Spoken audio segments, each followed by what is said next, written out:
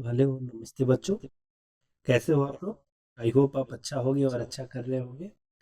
तो आज हम बात करेंगे बेसिकली हमारे इधर चेंजेज क्या क्या हो गया है, मतलब कि आजकल आपने एक नाम बहुत सुना होगा, वो है NCAHP, national commission for allied health care professional.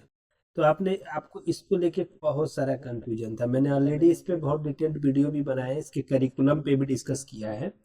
लेकिन आज हम बात करेंगे कि एक्चुअली जो बताया गया था कि 2026 से एनसीएचपी लागू होगा, उसके वजह से क्या क्या चेंज हो गया है।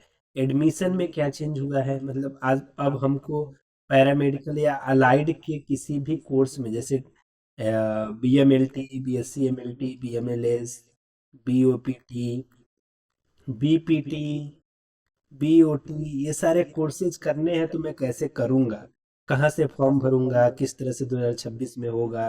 कई लोग बोल रहे थे कि भाई नीट से होगा। तो ये सारे कंफ्यूजन को आज हम क्लियर करेंगे, और एग्जैक्टली यूपी को ध्यान में रखते हुए ये तो सारे, मैं जो आज का वीडियो बना रहा हूँ ऐसे सारे स्टेट के लिए होगा, लेकिन ये जो एग्जांपल मैं यूपी से शुरू करूंगा, यूपी ने क्या क्या चेंज किया है। समझ में आ गया? तो चलिए बिना देर किए आज के सेशन को शुरू करते हैं हम। अ, सबसे पहले हम लोग बात करते हैं कि बेसिकली एनसीएचपी आपको पता होगा क्या है। तो आपको बता दूं कि एक काउंसिल है जो कि क्या होगा, अलाइड हेल्थ केयर प्रोफेशनल्स की देख रेख करेगी।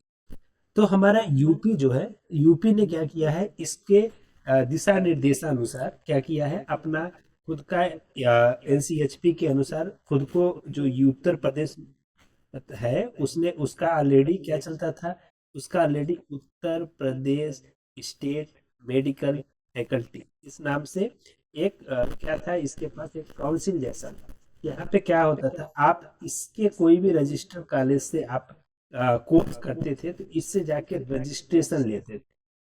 इससे क्या लेते थे आप? रजिस्ट्रेशन लेते थे। तो वो रजिस्ट्रेशन लेके आगे आप जॉब वगैरह करते थे तो रजिस्ट्रेशन सर्टिफिकेट लगता था। तो अब ऐसा नहीं होगा। समझ में आ गया?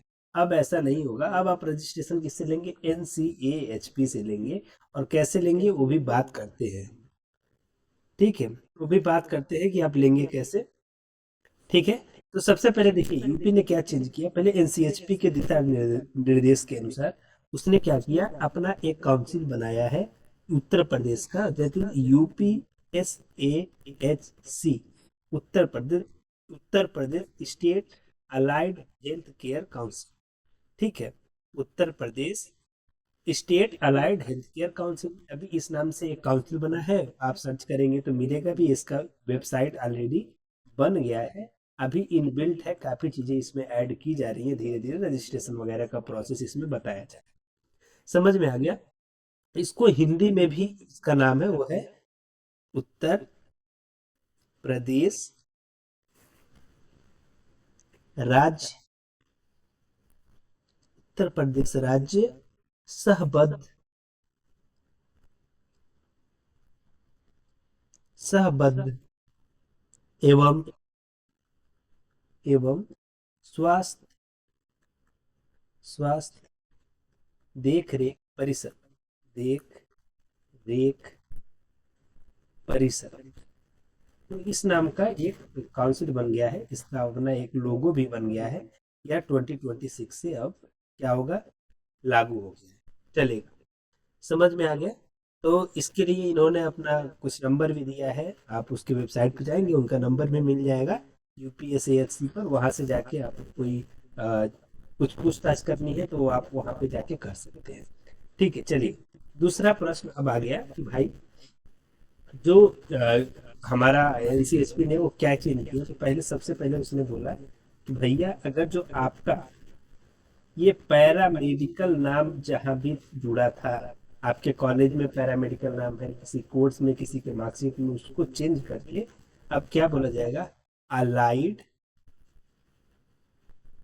And health care. ऑलरेडी अगर जो आप मेरे चैनल पे आते हो तो आपको ये पता होगा ये सारे चेंजेस के बारे में।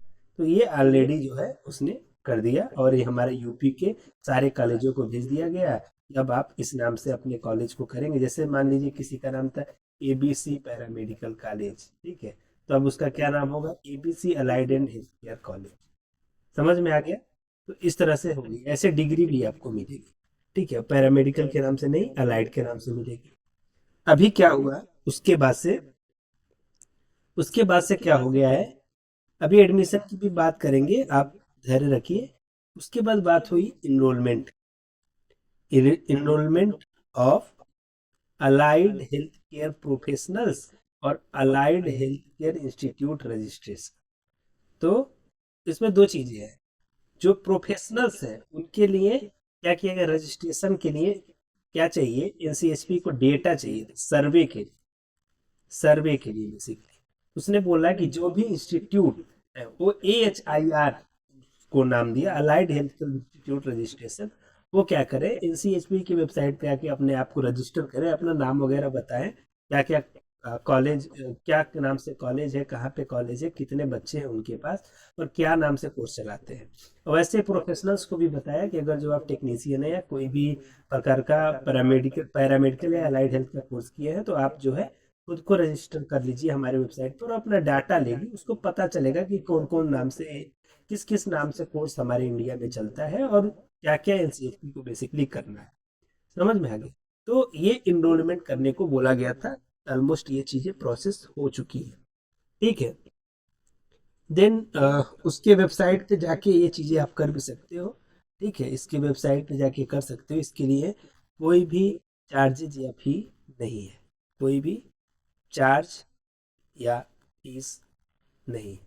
समझ में आ गया। ठीक है, ये चीजें के बाद से आप नेक्स्ट पढ़ेंगे करिकुलम के ऊपर। करिकुलम इसने क्या किया, इसने अपना करिकुलम रिलीज किया। ठीक है, कई सारे कोर्सेज के ऊपर। ठीक है, ये पैरामेडिकल के ज़्यादातर कोर्सेज को कवर किया, जो एनसीएचपी की करिकुलम इसको बोला गया, एनसीएएचपी का करिकुलम बोला गया। इसमें क्या हुआ है, ऑलमोस्ट 15 करिकुलम को इसने रिलीज कर दिया, 15 करिकुलम। इसमें क्या क्या आता है, इसमें BMLS, MMLS, ठीक है, then BPT, MPT, BOT, MOT, BOATT, then MOATT। ये सारे ऐसे ही बहुत सारे कोर्सेज हैं, जैसे BOPT, MOPT, BRIT, MRIT, ऐसे इन्होंने कुछ 15 करिकुलम जारी किए, और प्लस 2 करिकुलम अभी ये जारी करने वाले हैं, 2 करिकुलम अभी आने वाला है, वो ड्राफ्ट स्टेज में है। समझ में आ गया। तो बेसिकली अगर जो इस तरह के कोर्सेज में आप हो या फिर कोई पैरामेडिकल कोर्स में हो, तो आपके लिए ही ये वीडियो है, वो आप देखते रहिए। ठीक है, काफी ये ट्रांजिशन का फेज है, इसमें हमको बहुत सारी चीजें ध्यान से समझनी होगी। अभी नेक्स्ट इज एनसीएचपी का एनसीएएचपी का एडमिशन एडमिशन एलिजिबिलिटी। अब इसी का मस्ट अवेटेड टॉपिक था ये। इसमें बहुत बड़ा चेंजेस हुआ। ठीक है, एज फॉर 2026-27 बैच के लिए। अब यहाँ से 2026 से एडमिशन होगा कैसे, जैसे जो बच्चे फॉर BOT एंड BPT, ये दोनों कोर्स अब 5 साल के हो गए हैं। ठीक है, एनसीएचपी के करिकुलम के आधार पे आपको जानना है तो एनसीएचपी की वेबसाइट पे जाएंगे, आप अपना करिकुलम खोज सकते हैं अपने कोर्स का। ठीक है, तो BOT और BPT के लिए क्या बोला है, नीट में अपीयरेंस मैंडेटरी है, नॉट पास होना नहीं है, अपीयरेंस मैंडेटरी है। अब आप बोलोगे भाई, नीट ने कहीं भी ये डिस्प्ले नहीं किया है कि BOT या BPT के लोगों को भी अपीयर होना है। उसके लिए एनसीएचपी ऑलरेडी बात कर रहा है ऐसे लोगों से, कि नीट के लोगों से, NTA के लोगों से, कि आप BOT और BPT के लिए भी अपना एक बार अपना जो भी आपका नोटिफिकेशन है उसमें इन लोगों को भी शामिल करिए, और ये भी अभी अपीयर होंगे। काउंसलिंग प्रोसेस वगैरह क्या होगी वो भी डिस्कस किया जा रहा है, जल्दी वो भी आपको पता चल जाएगा 20 या 25 दिनों के अंदर। हालांकि अब आप सोच रहे हो कि भाई उसका लास्ट डेट 8 मार्च है, तो हो सकता है नीट का डेट भी एक्सटेंड हो सकता है नीट का जो डेट है वो 8 मार्च से ज़्यादा एक्सटेंड होगा। इसके लिए एनसीएचपी की बात कर रही है, मिनिस्ट्री ऑफ हेल्थ बात कर रहा है, प्रोबेबली बहुत ज़्यादा चांसेस है। अब हो गया बीओटी और बीपीटी का। फिर पूछा गया अदर अदर यूजी के लोग, अदर यूजी जो अलाइड हेल्थ केयर प्रोफेशनल का कोर्स है उसके लोग कैसे करेंगे, जैसे बीएमएलएस, बीओटी, बी बीएमएलएस, बीओएटीटी, बीआरआईटी, ये बीओपीटी, ये लोग कैसे आपके कॉलेज में एडमिशन लेंगे। तो वो बोला गया कि भाई अब 10+2 के मेरिट के आधार पे होगा, 10+2 के मेरिट के आधार पे होगा। 10 और 12 में आपने जितने मार्क पाए हैं, परसेंटेज कितना पाया, उसके आधार पे आपको कॉलेज मिलेगा। अब काउंसलिंग कैसे होगा, मेरिट के आधार पर, जैसे UP medical state faculty diploma courses के लिए कराती थी। अब जो है एबीबीएमयू का जो सीपेट वगैरह एग्जाम होता था ना यूजी का, वो नहीं होगा इस साल से। अब हालांकि आपको फॉर्म भरना पड़ेगा एबीबीएमयू का, लेकिन आपका वहाँ पे फॉर्म बस भरना है, ना कि एग्जाम देना है। ये बस मेरिट के बेस पे आपका आपका मार्क का देखेगा और उसके आधार पे आपको काउंसलिंग करा के एबीबीएमयू आपको कॉलेज प्रोवाइड करा देगा, अगर जो आप एबीबीएमयू से कर रहे हैं तो। अदरवाइज दूसरे स्टेट से होंगे तो उसके लिए भी सेम प्रोसेस यही है। ठीक है। उसके बाद से पीजी कोर्सेज के लिए, पीजी प्रोग्राम के लिए बता दिया गया कि भाई उसके लिए क्या है, यूनिवर्सिटी का एंट्रेंस एग्जाम होना जरूरी है। यूनिवर्सिटी का एंट्रेंस एग्जाम होगा, जिस यूनिवर्सिटी में आप पढ़ रहे हैं उसका अपना एंट्रेंस एग्जाम होगा। जैसे कि हमारे एबीबीएमयू का सीपेट पीजी होता है, तो सीपेट पीजी चलती रहेगी। समझ में आ गया? समझ में आ गया आपको, ये सीपेट पीजी चलता रहेगा पीजी प्रोग्राम के लिए। ठीक है। समझ में आया आपको, BOT, BPT, other UG courses और पीजी प्रोग्राम, इन सब बातों पे हमने डिस्कस करा। ठीक है। और ये एकदम 100% श्योर है, ये बात मैं आपको लिख के दे रहा हूँ, 100% श्योर है। किसी भी ऑनलाइन टीचर्स जितने भी हैं यूट्यूब पे पैरामेडिकल्स के या फिर अलाइड हेल्थ के, किसी ने इस बारे में सटीक जानकारी नहीं दी है। मैं आपको 100% बता रहा हूँ, ये चीज़ सही है और आप देख लीजिएगा इस चीज़ को। ठीक है। अब नेक्स्ट बात करते हैं। नेक्स्ट बात होगी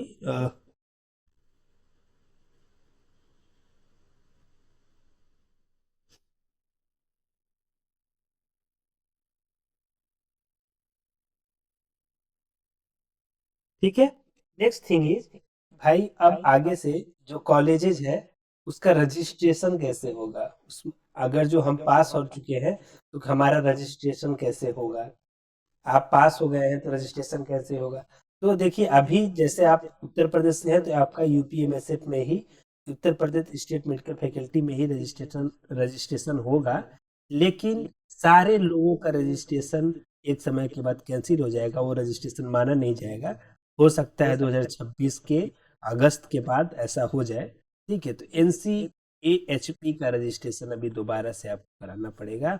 आपको अपनी एक यूनिक आईडी मिलेगी, इसका पासवर्ड मिलेगा, और आपको ये पासवर्ड और आईडी जो मिलेगी वो जो है उससे आपका क्या आप काम कर सकते हो, आपका रिस्पॉन्सिबिलिटी रिस्पॉन्सिबिलिटी ठीक है, और आपका रोल डिफाइन हो जाएगा। जैसे कि मैं, मेरे पास 5 साल का एक्सपीरियंस है तो क्या मैं सुपरवाइजर बन सकता हूँ, तो अब आपका हॉस्पिटल नहीं बताएगा, इंस्टीट्यूट नहीं बताएगा, वो एनसीएचपी बताएगा। समझ में आ गया? चलिए इसको एक बार और सही से बता देता हूँ मैं। जैसे रजिस्ट्रेशन कराने का, क्या रजिस्ट्रेशन ऑल टाइम वैलिड होगा, लाइफ टाइम वैलिड होगा, लाइफ टाइम वैलिड होगा क्या, लाइफ टाइम वैलिड होगा, बताइए। आपको क्या लग रहा है? बिल्कुल नहीं होगा, नहीं होगा। लाइफ टाइम वैलिड नहीं होगा। ये वैलिड कितने टाइम के लिए होगा भाई?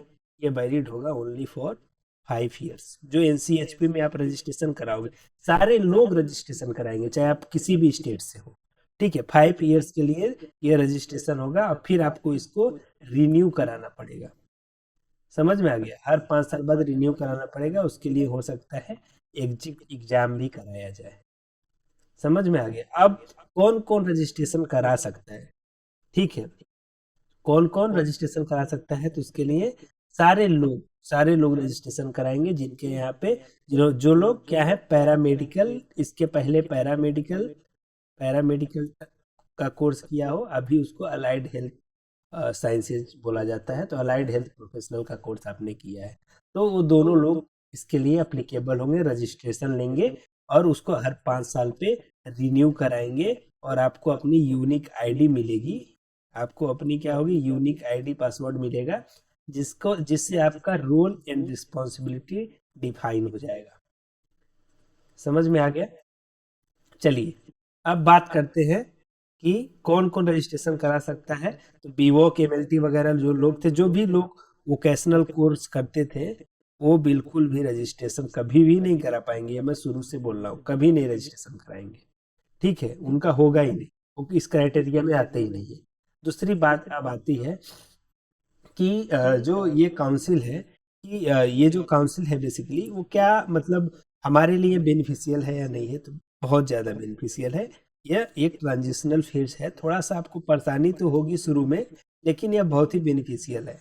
ठीक है, इन्होंने जो जॉब का प्रोसेस है पूरा चेंज कर दिया है और काफ़ी रिस्पेक्ट दिलाने में, आपके जॉब्स को रिस्पेक्ट दिलाने में काफ़ी बड़ा रोल प्ले किया है। अब ऐसा नहीं रह गया है कि आप एक मेडिकल इंडस्ट्री में सिर्फ डॉक्टर का ही रोल है। उसको समझते हुए एनसीएचपी, मिनिस्ट्री ऑफ हेल्थ ने इस चीज़ को डिफाइन किया है। समझ में आ गया आपको? दूसरी चीज़, नीट जो है सारे कोर्सेज के लिए मैंडेटरी नहीं है, ये समझ में आ गया।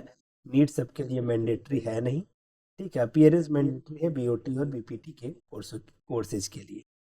ठीक है, अब now the next thing is कि एनसीएचपी जो बेसिकली है वो उसका रजिस्ट्रेशन कब से चालू होगा, तो वेरी सुन। अभी क्लियर पता इसमें कुछ डेटा नहीं पता है। जो मेरी कुछ ऑफिशियल्स के साथ मीटिंग हुई, मैं डिस्क्लोज तो नहीं कर पाऊंगा, लेकिन आपको बता सकता हूँ बहुत जल्दी ये शुरू होगा। समझ में आ गया आपको? तो ये सारी चीज़ें थी जिससे मुझे लगा कि आपको बताना चाहिए। एग्जिट एग्जाम भी होने वाले हैं, 5 ईयर, हर 5 ईयर पे रिन्यूअल भी होगा। तो जल्दी सारे कॉलेजेस में इसका इंस्पेक्शन वगैरह भी किया जाएगा। तो फिर ये सारी चीज़ें हैं। तब तक के लिए thank you, thank you, keep watching Labmate YouTube channel, देखते रहिए। फिर मिलते हैं आपसे थोड़े समय के बाद।